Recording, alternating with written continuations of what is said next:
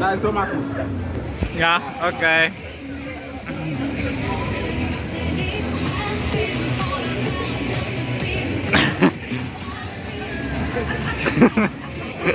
Baru laku eh. Sama he.